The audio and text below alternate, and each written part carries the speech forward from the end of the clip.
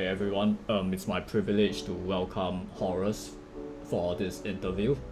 Thank you so much, Horus, for agreeing to do this. Yo, thanks for reaching out about this, Mugen. Your work has always been well. like an inspiration for many artists, and especially your creatures design.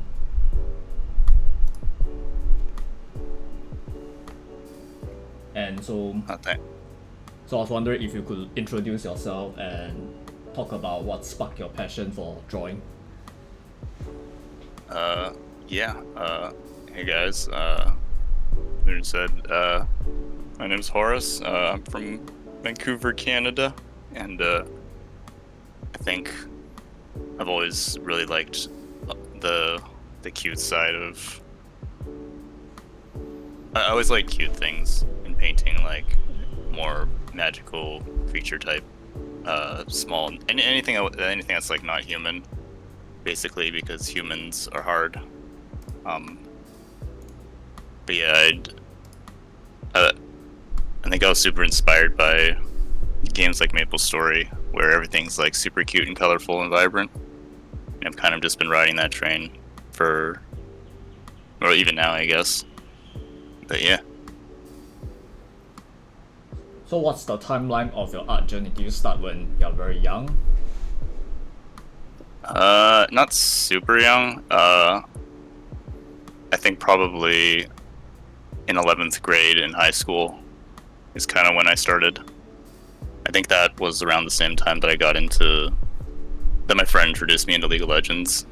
And yeah, I think seeing the arguably quote-unquote good splash art from back then, I thought that shit was like the coolest stuff ever. How old were you So, when yeah. you were in the 11th grade? Probably around the same age as most 11th graders. Maybe 16, 17, Oh, I think. right. Because in other countries, we don't usually talk about this grading system. Oh shoot. So that's why I was like curious. But now I'm aware. Yeah, probably 16, 17, 18-ish. So back then, is there any particular splash art that really inspired you, or certain Riot artists that really captivate you? So back then, I didn't really pay attention to the specific artists that much. I think I just saw the splash arts in game, and at the time, whatever seemed pretty cool was pretty cool. Like I remember, like the really old splash arts for like Misfortune, where she's like standing on the ship deck of a ship, and like there's explosions behind her, or like the super old Twitch or the super old TF, like all the ones that have been replaced by now. I thought those used to be like the coolest images I've ever seen, and yeah, it was kind of weird because I guess I just never seen cool images like that up until League of Legends somehow. Probably because MapleStory doesn't have like good art or anything like that, but you know. So during high school, you just started playing League of Legends, you started drawing on your own time. Did you take any specific art classes, or did you like go to art college or art university after that to like further studies? So I did spend a couple years in art university that I don't really like to talk about because I don't think it was a good. It's not. Let's just say if I wanted to get into the industry, it's not the school I would have picked. I don't think I really gained a whole lot from it. I pretty much just went there because I felt like I needed to convince my dad that I was doing something with art, I guess, instead of just being at home and grinding on my own, which later became irrelevant anyways, because it turns out he was pretty okay with me just sitting at home and grinding. But it's the self-pressure stuff is kind of what made me like push harder than is what made me keep pushing. So you pretty much self-studied for many years on your own before you started in the industry? Yeah, I think so.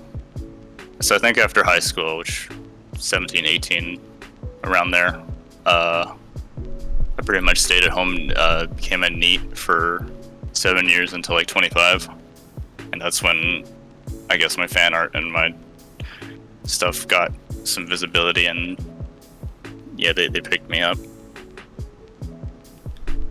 So like maybe 7 years of just grinding at home, Man, give or take.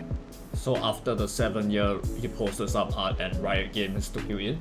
Something like that? I wouldn't say I posted all the art at the end of the 7 years. It was more like throughout those years I just kept throwing out League fan art, because yeah, I didn't even know what else to really do Wow. fan art of. There wasn't really any other IPs I cared that much about. So that's when Riot noticed you and hired you. Yeah, it started with like some like community stuff, which is like, hey, you want to work on this community project? I'm like, yeah, and then that turned into like an art test that they never really called an art test. Or explicitly stated that it was an art test, but it was the Victorious Oriana teaser. Wow. Back whenever Victorious Oriana came out. And then shortly after that, I think they sent in an offer, and I'm like, oh shit. Yeah. There's no way I can't accept this. So I'm very curious about that 7 years that you pretty much grinded on your own. Like, was there any specific resource that you look through, or what do you exactly focus on? So because I think there are lots of students out there that are probably maybe lost, and so what do you learn and do in the 7 years, and how would you advise people who are at home with their own free time to maximize their training? Yeah, I think it's really easy to, or I guess it's really hard to know when you're going. I don't use the term right, but when you're like progressing towards your goal, especially for splash art, because splash art is pretty much every fundamental, right? It's like color, drawing, everything kind of needs to be on point, which means you could do anything and you could still be making progress, but you won't feel like it because, yeah, there's just so much to keep in mind.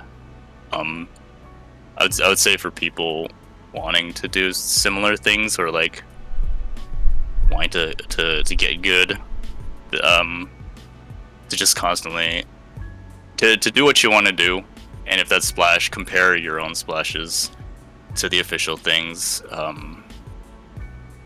and really just learn how to self-analyze and work on the areas that you feel are a bit lacking.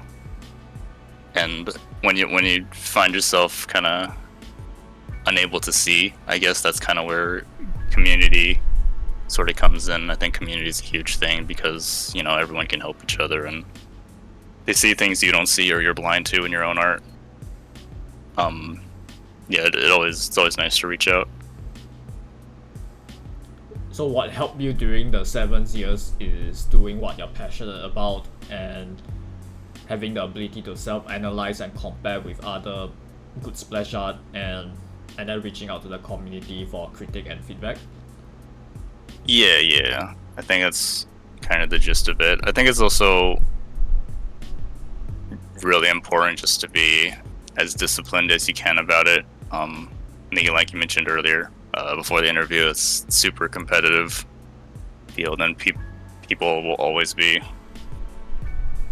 Grinding. will always be hard grinding. Yeah, so you really gotta find the thing that kind of excites you and keeps you going, whether that's like a group of like-minded people that also want to do similar things, or just help motivate each other kind of thing. Don't work in a silo and isolate yourself, unless it's how you work best, but everybody's different, you know. So was there any specific YouTube channel or art books that really help you grind your fundamentals, or you just pretty much read specific resources on the internet, like how to draw hands, instead of like a specific channel that teaches you stuff? I don't think there's like super specific things like how to draw hands or how to draw hair or whatever. I mean, there's always going to be resources and tutorials from random little spots on the internet, but I think the couple that helped me out the most, at least starting out, was like Keenan Lafferty's Can Kale's YouTube channel. That was kind of like where I started off, because he was like, I think his attitude and his kind of like information was very digestible for someone who had no idea how to even start, I guess. And then for more specific technical fundamental stuff, Schoolism was really was super helpful, just from all the different fundamental classes they have. Not the mentorship one, I guess you can if you had the money, but even like the $30 thing for all the stuff was really nice. I don't know how much it is now, but yeah, Schoolism, Keenan Lafferty, and for composition, I think Framed Ink was disgustingly good. Oh, the book? Yeah, the book. Wow. Yeah, that book is a legend. Yeah. We're gonna love that book. I have yet to read it, but I glanced through it. Oh my god, if you want to be a splash artist, you gotta read it. Right? It's got everything. Well, time to really read it in depth. Were your working hours long back then when you were training the 7 years? I know you had school back then, so I'm guessing you were like grinding throughout the night. It varied. I think it was definitely longer than back then than now, but I think something that helped me grind longer was just streaming. Cause yeah, when I would stream for like 5 to 12 something hours, like every day that I could. I think it just made it more entertaining to like hang out with people and talk to them. And I was also in a Discord server with a bunch of super cool people. Back then, how did you build up your viewers in Twitch? I hear that you used to stream a lot on Twitch. So how do you build up viewers? Honestly, I don't know any strategies really for building up a following or a viewership, either on Twitch or YouTube or Twitter or whatever. I always thought just as long as you do good work, then people will come. I don't need to like. I'm too lazy to figure out how to farm people. And that's a weird way to say it, but you know what I mean. Yeah, I get what you mean. Yeah. So I always thought just, hey, if your stuff is good and you care about your stuff, then other people will eventually also care. Were you, back then when you were still studying for that 7 years, were you affected emotionally, like feeling dejected and all, because you felt that perhaps you were going nowhere, and how do you overcome those emotions? Especially since now like it's getting tougher and tougher to be an industry artist. What would you tell students that are struggling with this? I feel like it partially depends on their living situation, and their responsibilities that they have to like take care of. I think if you're pressed for like if you're juggling a bunch of stuff at once, like you need money or your parents are gonna kick you out or any of the stuff on top of having to grind art, it could feel really bad. I think I was in a position where like I wasn't like super wealthy or anything, but my dad was okay with just me sitting in the room, so technically I had all the time in the world to grind, and he just kind of let my guilt take over, my self-guilt take over.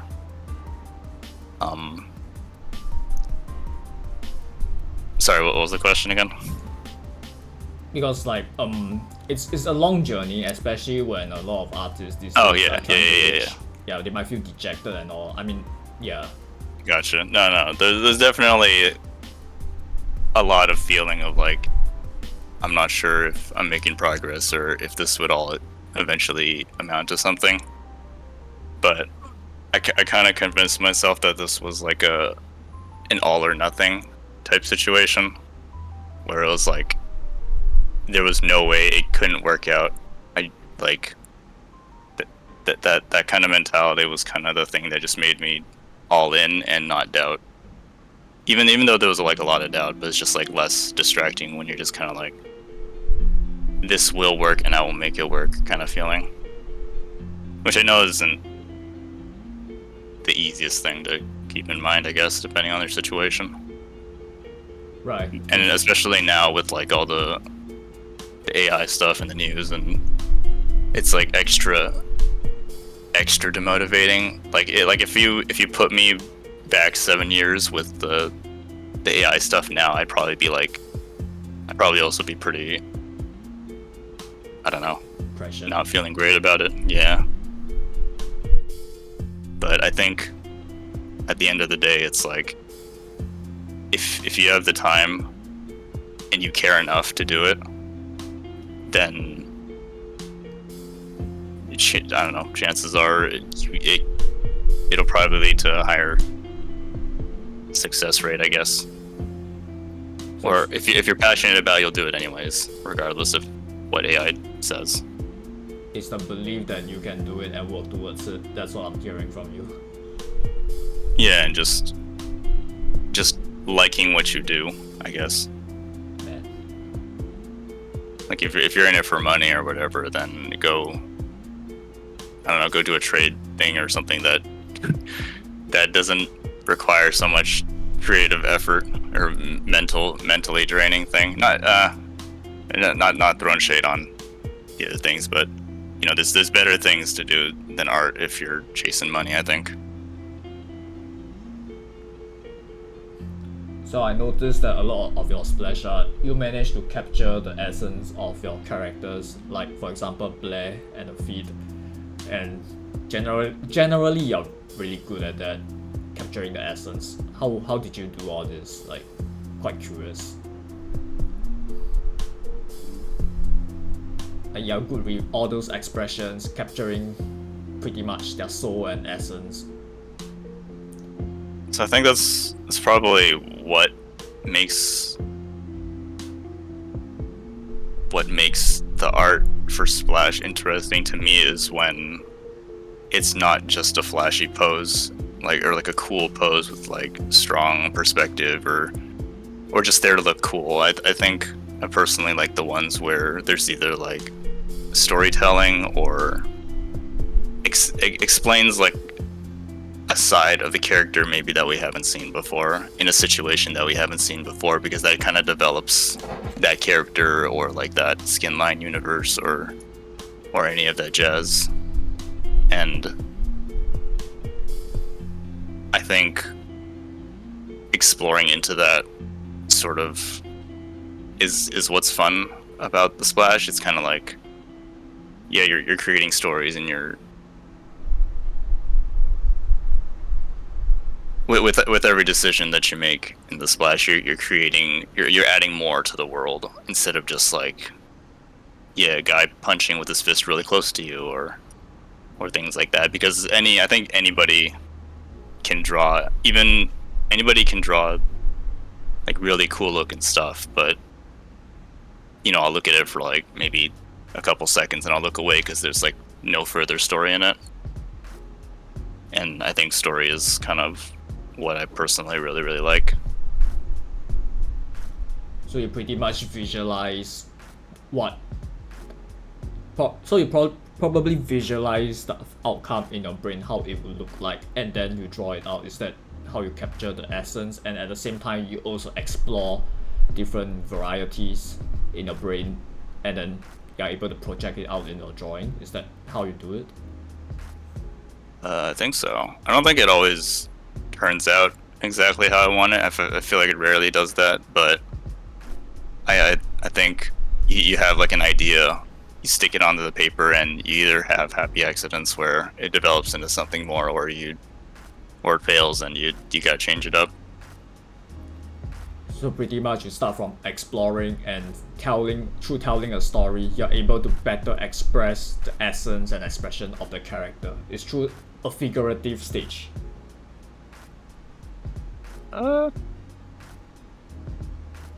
Wait, I didn't get that.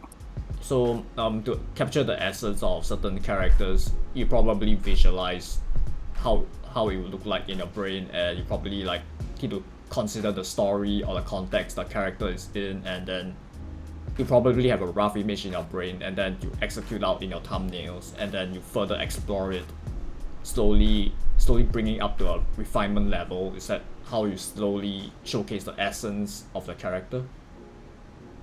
Yeah, but I mean that's kind of the standard, I think, for just painting like the images, right? I think the thing that's nice to challenge is just, why is this character different from other characters, or like what can I do to this to make it this character and not like, you know, what's the difference between, I don't know, like Tristana and Poppy? They're both Yordles, they're both whatever, but they have like wildly different personalities and demeanors, I guess. So it's like, how do you capture that difference and not just make those two like the same kind of thing is kind of the thought process. Right, composition, comparing the characters' personalities. Yeah, it's like you don't want to put Briar and Syndra in like a similar pose or whatever, because they don't have the same personalities. They don't have the same. Well, I mean, they're already super different, but you know what I mean. Yeah. So in order to be good at cinematography and storytelling and composition, you recommended the book just now. Are there any more specific resources that you would recommend so that we can be good at this as well?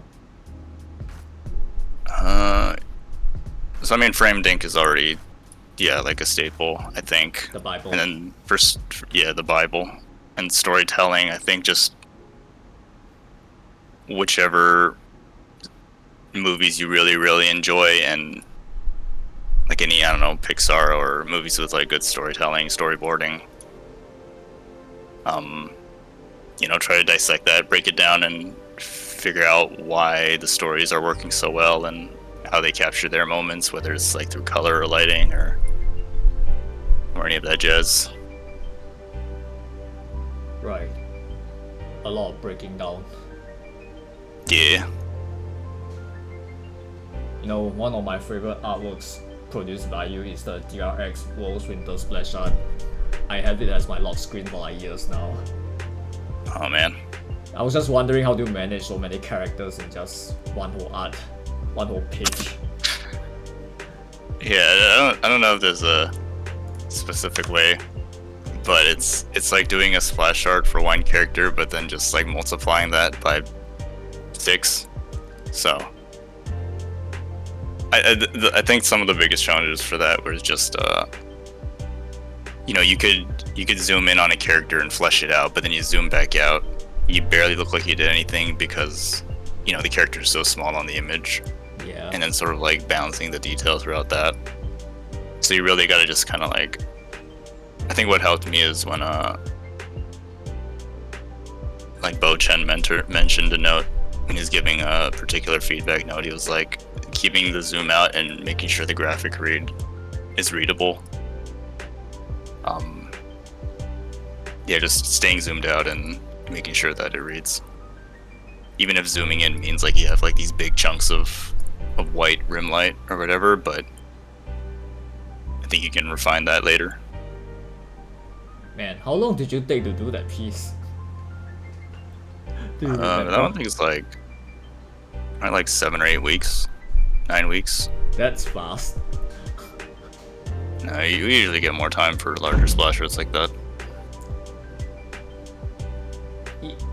Man, that's a lot to do in just 9 weeks. Yeah, but to be fair, 9 weeks is also like almost, what, 2.5 months? and there's like a long time for like one image. So for just a typical splash art, is it possible to tell us how long it will take for one, or it's not, or you're not allowed to say it? Just a regular splash timeline. It's usually just 6 weeks. Wow, that's pretty intense as well. Yeah. Wow. It's not the worst. One whole splash art takes about 6 weeks. Mm-hmm. With thumbnailing all the way up. Yeah. That's It's divided relatively. It's like a week for thumbnails, a week for figuring out the colors or the lighting or whatever, and then like two or 3 weeks to render, and then like a week to just like finalize it. Give or take 1 or 2 weeks depending on how complex the splash is, like if it's like a duo splash or group splash or super important splash. So in order to finish this in 2 months, you just took Bolton's advice and just keep on zooming out and manage everything. Yeah, that was like the one difference between the big group splash and like an individual splash, is just how to keep the readability when there's so many characters and the characters are so small, compared to just having one character on like the up front and center. So for this style of splash art, it's always about the readability and the big picture, and so there'll probably be less refined details compared to just one single character, where you get to zoom in and really refine certain parts. So, yeah, I don't know if it's necessarily less detail. But just like managing the graphic side of it is more important when there is so many characters. Right. It's also important in single character splashes, but you know, you don't have 5 of them arguing over each other. Yeah, in my opinion, this is a really difficult piece to pull off, where you have to balance all 6 characters in one. Yeah, but yeah, you know, I got a lot of support from everyone, so it was really nice. Wow, man. So is it possible for you to walk us through your process of creating splash art from scratch? I think a lot of students would be interested in this. I feel like it's probably more easily explained in like a video or something, or like a Twitch highlight or a Twitch VOD or something. Like I could like say it, but it's I don't think it's anything that you won't be able to find online just by Googling. Right, so it's pretty randomly much the same process. Yeah, there's nothing crazy special. You do thumbnails, throw in some color, you start rendering, done. Right, and it's all done in just 6 weeks. Yeah, I know 6 weeks is a good timeline to aim for. Probably add more if it's okay to add more, but definitely don't spend like, I don't know, 4 months or something crazy like that. Maybe learn to limit yourself, give yourself like a deadline and some pressure to limit test, I guess. Is it possible to know whether if you work in a company, will you get painovers from your superiors so that you can better know how to work on your splash art? Or is it? Wait, what's the question? Yeah, sorry. For any artwork that you do, will like Riot superiors like paint over your work so that you better know how to like carry it to the next level? I mean, at work we have like feedback meetings and stuff, and if anybody wants to like do a paint over whatever, they're free to. Oh. Or you can like ask around and be like, hey, what do you think? And they'll be like, I think it's so and so. So yeah, it's pretty collaborative, I'd say. Wow. But I mean, you can like recreate that in like not any, but like in Discord servers with friends. True. I don't think the fundamentally the environment's not super different. It's just like, oh, these people work in the industry and have more experience, and I mean, you guys are trying to do the same.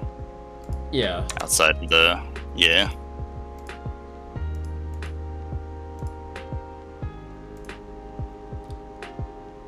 You know, I really like your thumbnails. Hey, thanks. I feel like my thumbnails are some of the shittier ones because my draftsmanship is not as great as some other people out there. They're very like super loose and scratchy, but I think it works for what it is. You know, like when I look through your art station and look through your thumbnails, they are really like gestural and energetic. So do you get so good at gesture and like perspective and shapes, like especially your gesture, you know, it looks very fluid. I mean, in those 7 years that I kind of grinded, every time I streamed, I would throw up a bunch of gesture drawings. Even today, when I stream, or nowadays, when I stream, I like always open up with gesture drawings and figure drawings. So just mileage, I think. Right, along with references. Yeah, always references.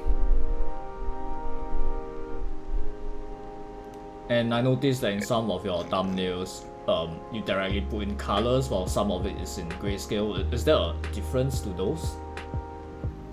Nah, I think it just depends on my mood and what I'm feeling like.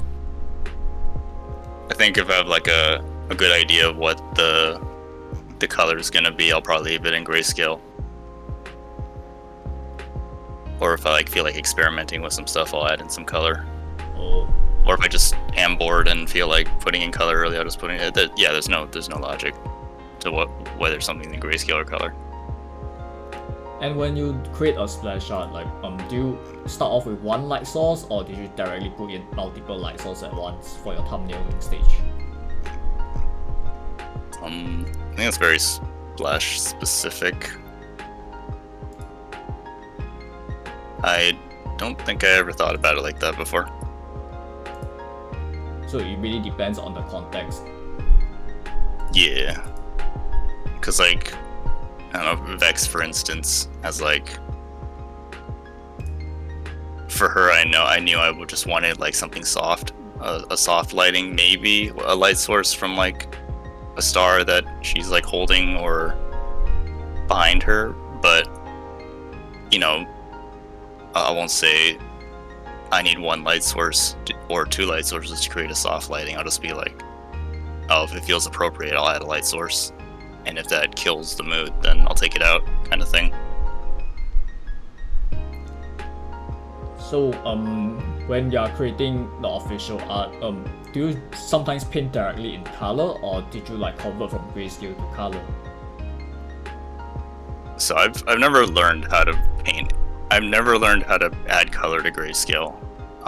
Every time I've tried it in the past, it came out looking really bad and I didn't like it.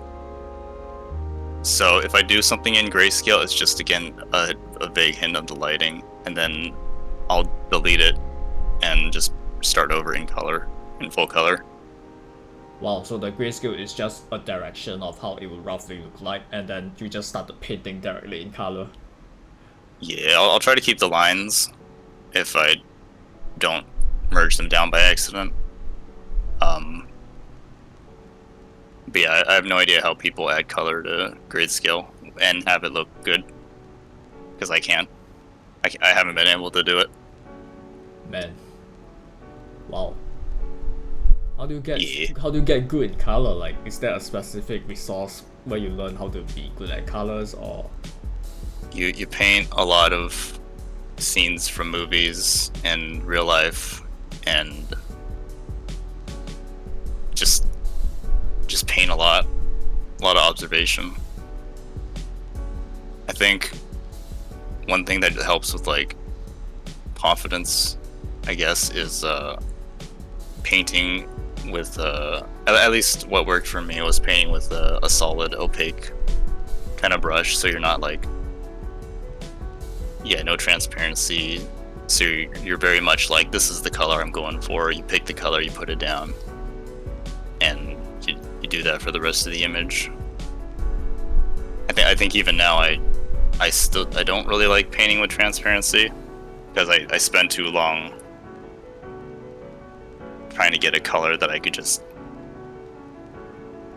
pinpoint directly and put down quicker and be more like, yes, this is the color I want, instead of like muddling around. So you're pretty much a hard brush opaque user. That's kind of the idea of it, yeah. It's just like, I think it feels nicer to be like, when you know what color you want and you can pick it immediately, rather than like spending a lot of time on an area to get the color, I guess. I guess that's an impatient type of thing, but it's been working out, I think. And all that will come from just like, yeah, observation knowledge and doing hella color studies, etc. A lot of color studies. Yeah. And when you do these color studies, you probably like analyze it, self-analyze and compare it with the reference, and probably think how is this thing done, how is this thing lighted. Is that how you gain knowledge throughout doing all these practices? Yeah, it's kind of the gist of doing the studies, is comparing and looking, and hey, if you don't pick the right color, try again, type of deal. So if anyone was to ask for your brushes, you'll probably only have a few that you probably use quite often, like the hard round brush. Yeah, if anybody asks for my brushes, I'll be like, it's not gonna help you, because these brushes are either the default brushes, or I made these brushes to suit the way that I like to paint. And I think that's like, I don't know, it's easy to get really excited about having a bunch of different brushes, but at the end of the day, it's like, if you're not used to using them, or you don't know like why some people use them, then it's not gonna benefit you as much as just like making things that work for you. Right. If that makes sense. Yeah, your brushes are catered specifically just for you. Yeah, and I mean, I've only just recently made like 2 or 3 brushes that I like to use. I don't think I've ever made a custom brush up until like a year ago. Wow. So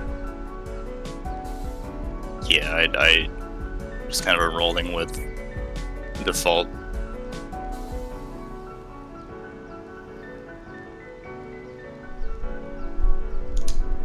Would there be any specific advice you would give to a beginner, like in their artistic journey right now, considering that you have so many years of experience and you have lots of knowledge about the industry? So what advice would you give to like the younger generation, or those that are trying to pursue art as a job?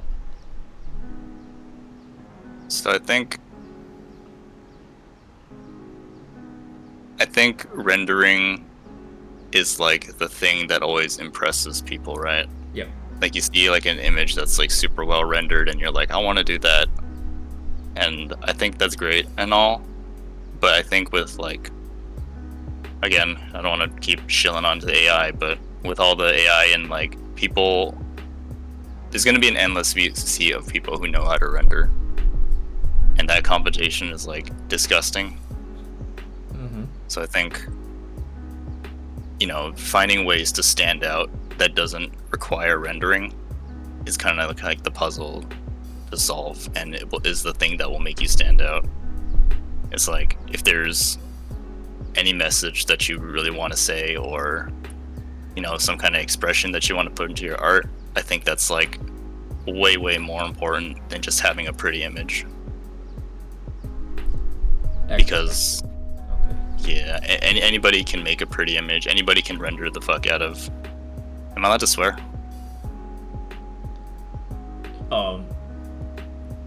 Will it get you into trouble? Like, No, I mean, I'll be fine. okay, sure, you do you. Okay. Shit, what was I? Oh, fuck.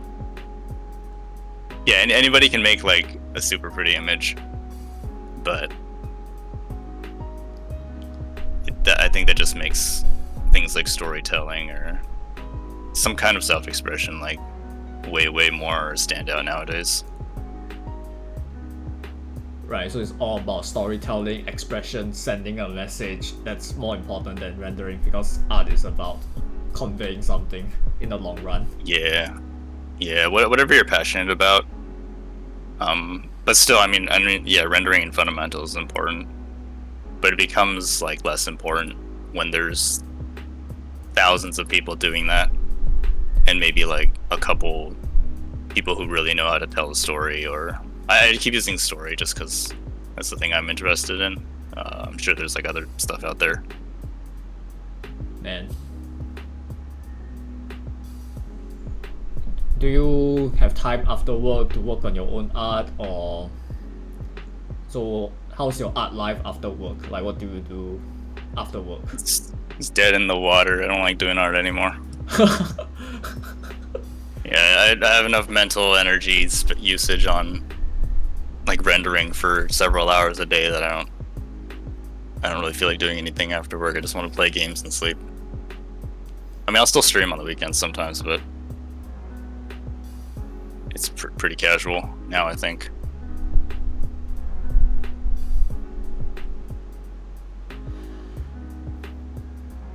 Wow. Is this like a normal thing among like those artists that work in the industry? They just want to go home and play games. Is it like normal? I've not worked in the art industry, so just a curious question. I mean, maybe I mean, I know people who work in the day and then go home and they work even more at home. So it's like, for me personally, I just want to do something else when I'm already like spending the entire day drawing. Right. I don't think I'm particularly the most creative individual. Like I don't really do stuff for myself. I need someone to tell me to do something. So I don't really have any personal stories or anything that, maybe some other people have that keep them going. I really need other people to like tell me to do something or give me a challenge that I can like act on. Wow. Yeah. So I have friends and acquaintances from China, and they really like your glizzy Nafiri art, Yeah. your April Fool's Shackle splash art, and your Stargazer Vex. Nice. Tell them I said hi.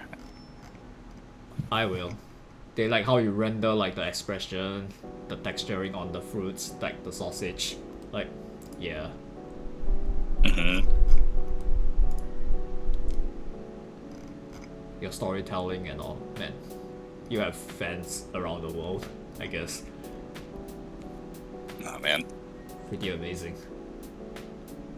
it's pretty cool. Yeah, I always appreciate everyone's support and stuff.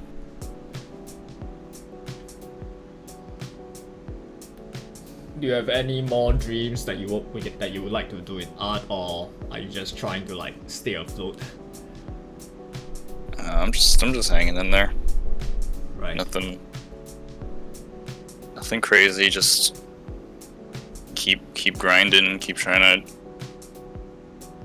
to make images more like how I see them in my head, which is always a challenge still. But I think it gets easier to deal with as you keep doing it more. I think that's like the most exciting thing about the continual grind, is just like, at least compared to when I first started, it feels a lot easier to paint exactly what I see in my head. Do you have a favorite splash art that you have done for Riot? Vex base, probably. Base Vexes, probably. You mean Stargazer Vex?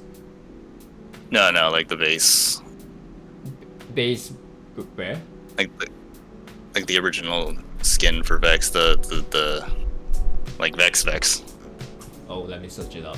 Vex. Oh. Okay. That's your favorite, okay. Yeah. And where she's sitting on the rock, and yeah, I think that was a cool moment. Learned a lot from that one. Had a good time. Is there any And then- specific... sorry, you were saying something? Oh no, and then I was gonna throw in any of the kindreds. Kindreds. Oh. Yeah, any of the 5 kindreds that I've done. I think those have all been fun. Was there any specific anime or movie that really inspired you in your artistic journey? Not really.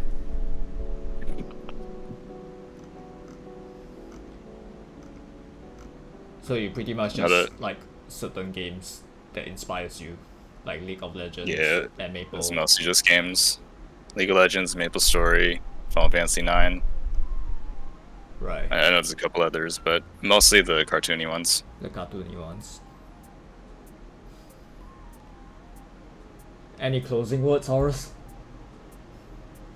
No, I appreciate you taking the time to interrogate me. Oh, I And, appreciate the time that you have given me as well. But Yeah, yeah, thank you for letting me, interview you and collect your stories. I hope this will help the art community in some ways. yeah. No, I think it's a cool idea. Yeah, just trying to collect as many stories as I can and leave something behind for the community. And yeah, someone I think a lot of people look up to you, so hopefully this video helps people. Yeah, fingers crossed. Yep, thank you so much, Horace. Gonna end it here. Alright, appreciate you, Mojin.